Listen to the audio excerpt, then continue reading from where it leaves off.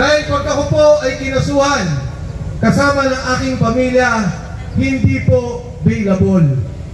Makukulong po kami. Sigurado kami. Mananalo sa kaso. Wala silang kapanapanalo dahil yun ay gawa-gawa lamang. Pero makukulong ang aking asawa at mga anak. Ang hindi po nila alam, yung building po na yun, isang miyembro ng kabinete sa ngayon, isang senador, ang kasama rin na nagpondo at kapitalista sa negosyong yun. Sino? Kaya nga nagagawa ko. Sino? Sino? Sino? Sino? Sino? Sino? Sino? Sino? Hindi ko mabanggit ang pangalan. Dahil gagamitin ko yun pagdating ng kaso at sasabihin ko sa mukha ni Matibag na kung nanggigipit ka, giputin mo rin ang sekretaryo ng kabinete at gipitin mo rin ang senador na kakampi ninyo. Ngayon o, yung kaso ng Kadante Marcoleta, ako na naman po ang kasama niya. Sikat ka talaga, Kong. Sabi ko kay Kadante, sabi niya, Mike, makukulong na ako. Pag ako'y nakulong, ituloy mo ang laban sa labas. Huwag kang hihinto. Ang sabi ko kay Kadante, paano ko lalaban sa labas? Tayo magkasama sa kulungan.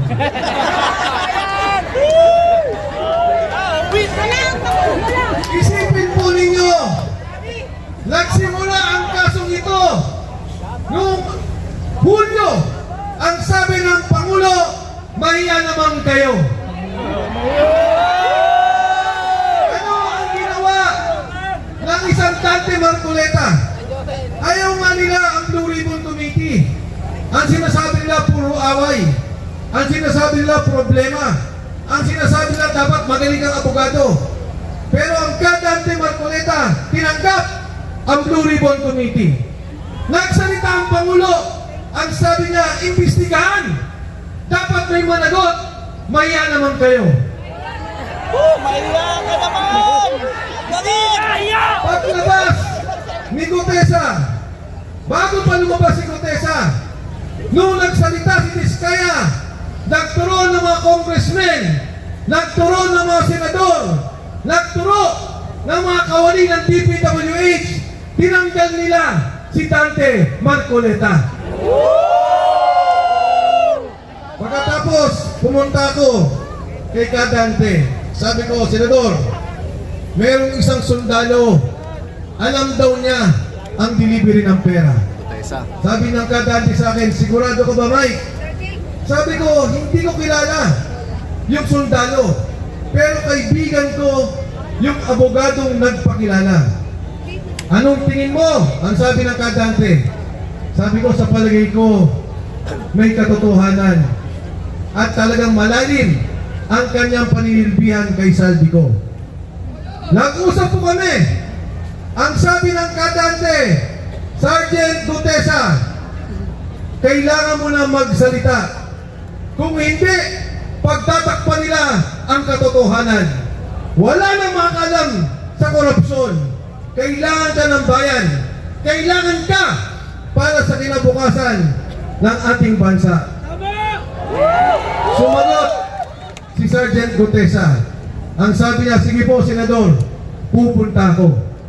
Nung umaga pong yun, tumawag si Senador Dante Marcoleta. Ang sabi niya, Mike, sabi ko, Senador, kung sakaling tanungin kung sinong nagpakilala kay Sergeant Gutesa, pwede ko bang banggitin ang pangalan mo? Ang sabi ko, walang problema, Senador Marcoleta, kasama mo ko sa paninindigan. Akala ko, hihintayin ng Kadanting may magtanong. Nung umpisa pa lang, ang sinabi na niya, si Sergeant Gutesa, ipinakilala sa akin ni Mike Defensor. Nakahiga po ako, sabi ko, eto na to, laban na. Pero, bago po lumabas Sergeant Gutesa, kinausap ko ang aking pamilya. Sinabi ko sa kanila, magsasalita si Gutesa, yung sundalo na ipinakilala ko kay Senador Marcoleta. At maaaring gipitin tayo. Maaaring gipitin ako. Ang sagot ng aking mga anak, ang sagot ng aking asawa, kung yan ang katotohanan, kung yan ang dapat para sa bayan, kung yan ang hustisya na dapat nating makamtan, ituloy mo ang laban. Suportahan mo si Sergeant Gutesa.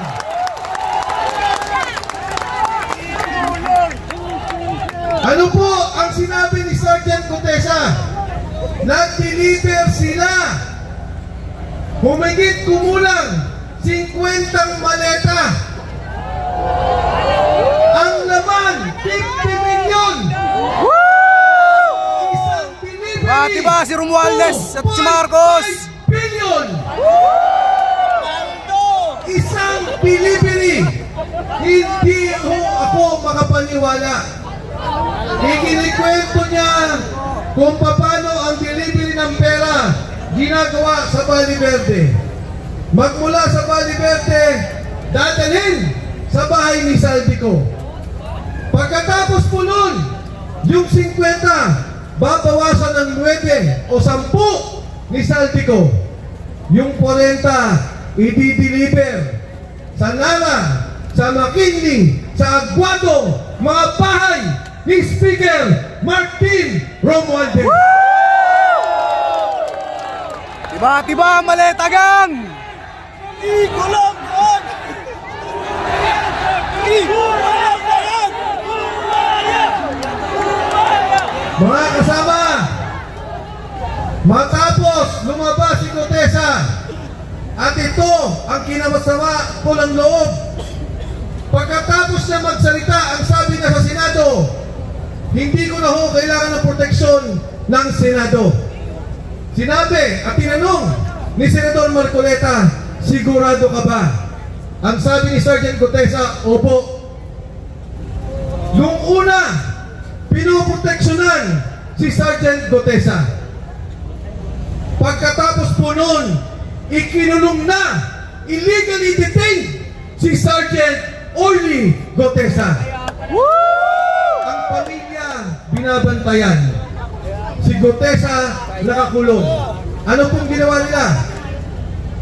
Pinapirma si Gutesa at pinabidyo. Dalawa ang sinasabi na kami daw ni Senador Dante Marcoleta ay nag-offer ng pera para sabihin niya ang kanyang sinabi sa Senado. Pangalawa, hindi daw totoo na may delivery siya kay Speaker Martin Romualdez. At mula po noon, hindi ko na alam kung nasaan si Sergeant Gutesa. Hanggang sa ngayon, ang pakiusap ko, nagawa na nila ang gusto nila, napabaliktad na nila, napapirma na nila si Sergeant Gutesa, ibalik naman nila sa kanyang pamilya. Dahil ang taong yan, sundalo, nagsilbi sa ating bayan. At doon sa kanyang paglabas sa Senado, ang pananaw niya, nagsisilbi siya at tumutulong sa korupsyon. Ngayon o, sinabi sa akin ni Atty. Lenny Baligod, ang sabi niya, may lalabas na mga sundalo. 18 na sundalo magsasalita. Hindi ko po sila nakausap. Hindi ko sila nakita.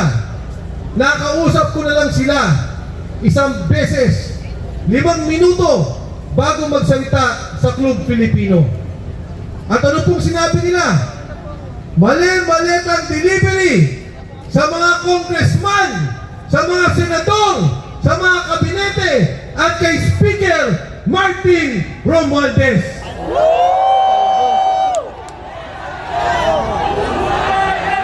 Buhaya! Buhaya! Buhaya! Buhaya! Buhaya! Ano pa ang sinabi nila? Na sila mismo ang kasama sa sumusundo sa mga ICC. Sinusundo nila sa airport, dinadala sa Raffles Hotel, dinadala sa Midas, mga bahay ni Saldico. Bakit? para gawan ng kaso si Pangulong Rodrigo Duterte.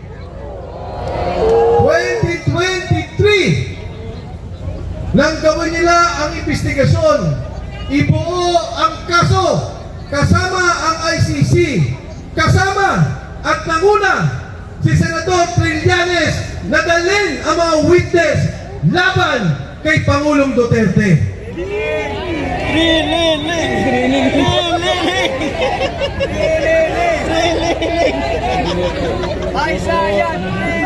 Na noong impeachment, noong mga hearing, at lahat ng ginawa sa Kongreso, may delivery ng mali-malitang pera.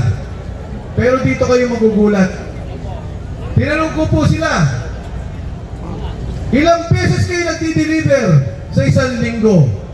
3 beses isang linggo. Tiba, tiba! Magkano ang pinakamaliit na delivery ninyo? 500 million pesos.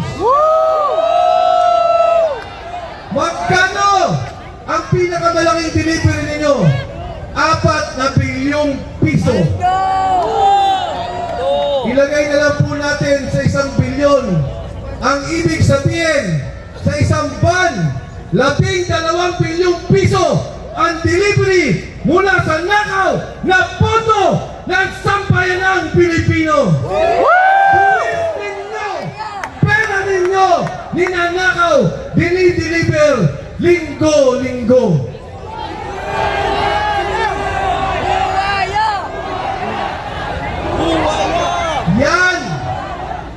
Yan ang sinasabi ni Senador Marcoleta.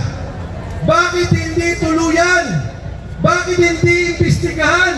Alamin ang katotohanan. Kaya po yung kulong sa Senado, yung kulong na yan, hindi dahil sa impeachment, hindi dahil sa Senate President. Ang kulong na yan ay dahil sa Senate Blue Ribbon Committee.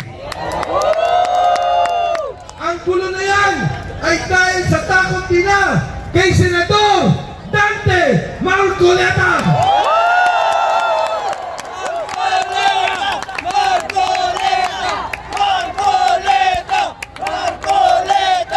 Ang gulo po na yan ay dahil sa batayang prinsipyo ng lahat sa atin dito. Ang ating paninindigan, huwag po tayo magpolitika. Walang dilaw, walang pula, walang pink, walang berde. Kung hindi ang katotohanan lamang.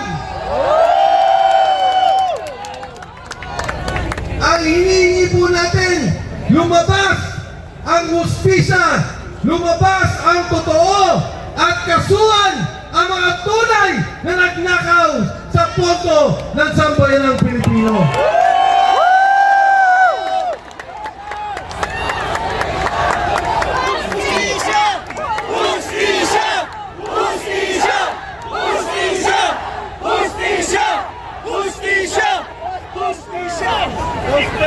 Kaya mga kasama, ako'y natatawa, naaasar,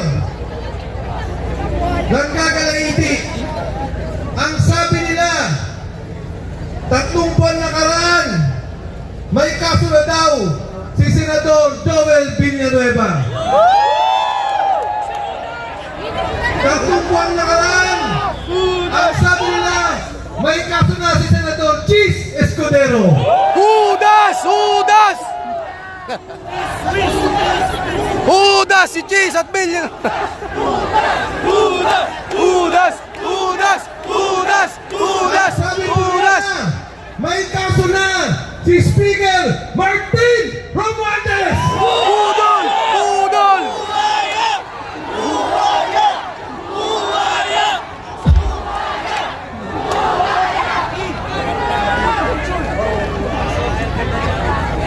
Yung hinalintigan, yung sumama kay Dante Marcoleta, yung tumindig para ituloy ang investigasyon, si Jinggoy Estrada ang ikinulong nila.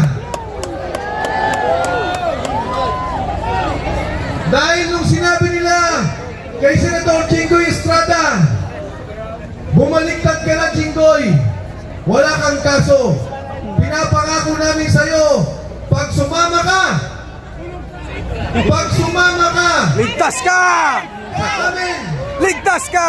Malacanang, wala kang Wala kaso. ka ng kaso! Ang sabi ni Jinggoy Estrada, hindi na lang ako bale. Maninindigan ako. Ikulong niyo na po ako.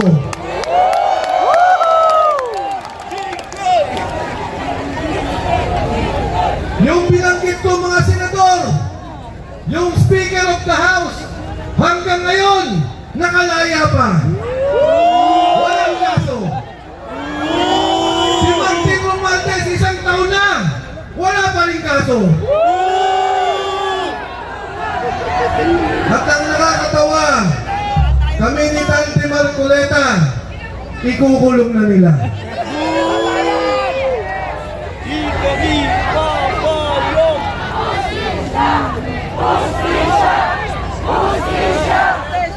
Kaya mga kasama,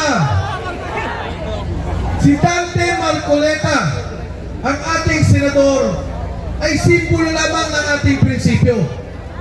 Ang ginagawa sa kanya, ang ginagawa sa marami na kinasuhan, kasama na si Jimmy Bonto, ako po, 7 na ang kaso ko, ay pagbabaluktot ng batas.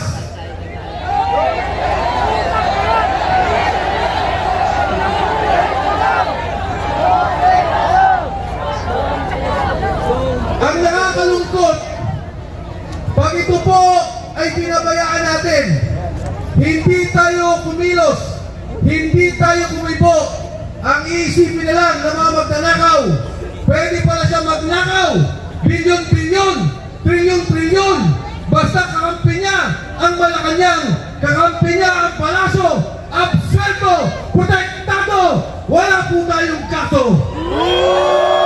Papayag ba tayo? Papayag ba tayo? Tayo ba ay nagkakaisa?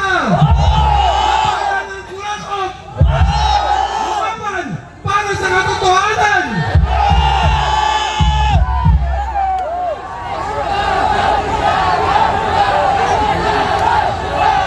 Laban! Laban!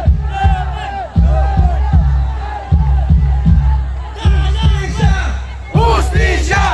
Hustisya! Hustisya! Hustisya! Hustisya! Hustisya! Sa inyo po lahat, Sir, pakunti ako, sir. ang inyong po paninindigan at inyong prinsipyo ay paniniwala ng bawat Pilipino. Tingnan nyo ho, ang rating ni Bongbong Marcos sa Mindanao, negative 40%. Sa Visayas, negative 20%. Dito sa Maynila, negative 31%. Kaya tayo ho, ang ating paninindigan, ang ating prinsipyo ay tama ng bawat Pilipino. Ang pagkakataon po ito, nananawagan ako sa bawat Pilipino, magkaisa po tayo, makiisa tayo sa ginagawang paglaban dito sa EDSA ngayon. Labanan ang kurasot! Kasuhan ang kurasot!